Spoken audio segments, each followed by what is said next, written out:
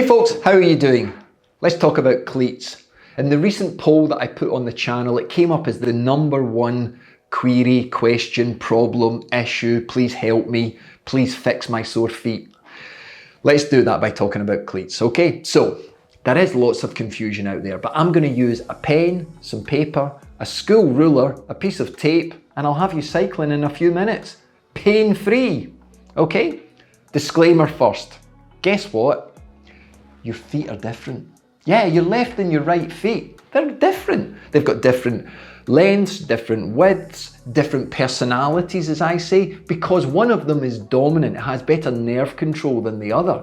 You put them both in cleats and you put them both in pedal systems, they have to behave very similar, but that never happens. But in this video, you'll set them up in a neutral position and then we can tweak from that. Okay, you ready? Right. Oh, you need a friend, or you need someone to help you. I know for us cyclists, that's very difficult at times, but just shout out your window. A stranger is a friend you've never met yet, or waiting to meet. Can we still say that? 2023 coach, be careful. Yeah, okay, right, anyway, let's move on. Put your foot on a piece of paper against a straight wall, a kitchen cabinet or something. Get your friend or significant other to help you measure. Little tip, place some tape on the paper, stop it moving around. And what we want to do is to get the length of the foot. So just mark at the end of the toe. Oh, by the way, put left or right on the piece of paper. That will help you distinguish when we come back to looking at the measurements. Then to get the width of the foot, flip your foot sideways and place it against the edge of the wall or cabinet that you're using. And then go to the met head. That is the widest part of your foot. Why do we call it met head? Well, it's met for metatarsals, that's your feet, and head because it's the head point where the phalanges, your toes, meet the foot. It's the strongest point of the foot. Don't overcomplicate it, coach. If it's the strongest point of the foot, we want downward pressure going through that point via the cleat. Okay? So now you've got your measurements. Take a ruler, measure them, get length and width, both feet. Now let's play a game. Go and get your cycling shoes, okay? But also, go and get your favorite pair of shoes. Maybe it's a running shoe, a work shoe, a high heel. It doesn't really matter. Take the insole out. Then measure the insole and compare. Look at the measurements you've made on paper, the width and the length. Now, maybe you're getting alarm bells. You've already distinguished now, my God, my feet are different. I'm a freak. My insole is completely different. What about the width? How's that? If it's really different, then we might be beginning to see where the problems are. Okay? But that's just a little flavor of some of the other videos that are going to come up soon. Okay? I'm working presently with the guys at My Velo Bike Fit. There's a link in the description to give yourself 10% discount from working with them. But what we're going to do is interviews, discussions, answer questions. They use AI technology via your phone to submit data to get ideal, optimal angles and measurements and show you how to do it. I would like to then overlay that with a professional eye and help even more. But talk about issues that will really help you, and this is one. Okay, so now you've got your width, you're panicking, you're already online buying new shoes. Don't do that, okay?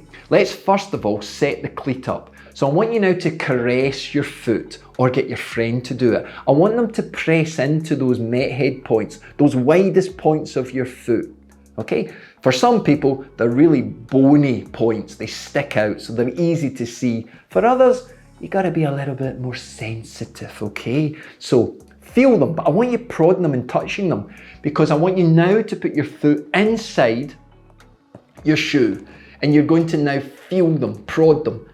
Find that exact point and you're going to place a little bit of tape over that point, okay?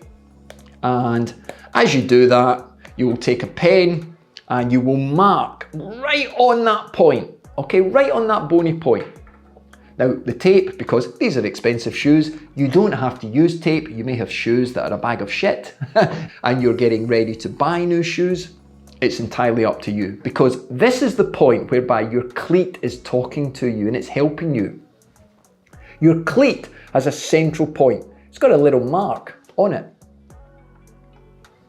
Shimano, Look, oh, they've all got it. If you can't find it, because it's an older cleat, just measure your cleat and make your own mark. You can put a little bit of Tipp-Ex, paint, whatever you want, just so that you can see it.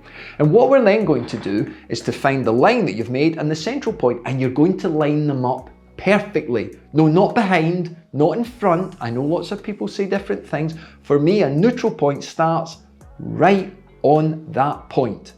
And we're going to do it in a straight line. No rotation. Move it down, line her up, tighten her up. Perfect. Rotation, well, this cleat has 4 degrees. Some people on their Shimano cleats have 6 degrees. Cleats vary on flow, and if you've got no flow, guess what? You're probably an experienced cyclist. You're on a track, you're time trialing, etc., and you don't really need guidance because you've worked it out yourself. If you're a beginner and you've been given a cleat that's got no flow, what the is going on? It does happen, folks. It does happen. Okay, anyway, the rotation of the cleat is something that can come. We can add to it. So here's a little tip for those of you that are a little bit more advanced. Take your shoes off and jump 3 times on the ground. Look at the way your feet come to rest. They're telling you something, aren't they? That's their stance. Now, don't be afraid if you look like a freak and one of them's pointing at 3 o'clock and the other one's pointing at 11 o'clock. It doesn't matter. What you're going to do is spin on your bike and let your feet come to rest. Then, while in position, we'll just use this one as I've got it here, you're going to move your heel in and out. Let's say all the movement is out. I can't move it in, coach. There is no rotation in. That just means that there is a potential movement of rotation with your heel going out. So what you do with the cleat is you move it in. You move it the opposite way. A lot of people get confused when they flip their cleat over. They forget that they're looking at it like in a mirror. Okay? I would save that only for people who are a little bit more advanced and want to play around with rotation. Because guess what? Here is the biggest problem I see when people set their cleats up. 1, they don't tighten the screws tight enough, so they're going to come loose. 2, when you remove your first foot, when you're coming up to a T-junction, the roundabout, the cafe, an ice cream van, whatever you're chasing, okay? You'll pull that first foot out a lot more forceful, especially in the beginning stages of using cleats. What's that going to do? It's going to move the cleat, isn't it? So it's going to start to grow its own rotation. So what happens from the cleat is your body alignment starts to change, okay? But guess what? In bike fitting terms, everything goes down. Your hip dominates the position of the knee, and the knee wants to dominate the foot. And if you've got the cleat in the wrong position, you've got a battle going on. You've got a war going on, and we don't want that, okay? So every so often, check your cleats. Check the screws are tight. Check the position. There's nothing wrong with an experienced rider feeling their foot, finding that point, and placing it on the central point. Because 9 times out of 10, this position will work for you. The problems you've got are coming from your shoes too narrow, your shoes too tight. You've got the wrong type of shoe or the wrong type of cleat for your particular type of riding. Your saddle, your bike, other things, okay? But I can still help you. Oh yeah, if you've stuck around to this point in the video, I've got an extra little tip. If you're outdoors riding or even indoors riding and you're doing a longer ride and you are suffering from a little bit of foot pain, every time you stop, without, be realistic, not in the middle of traffic, take your shoe off or loosen it off enough that your foot can move inside and then redo your shoe. Every time you go into a cafeteria or you stop if somebody's got a puncture or something, take the shoe off, move your foot around and then realign the shoe in terms of the tightness for the foot that you feel you need.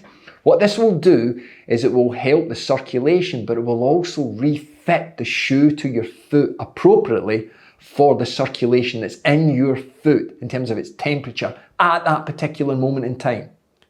Too many people have got their shoes too tight. We need to have a campaign, free the foot, free the foot, the shoe's too tight.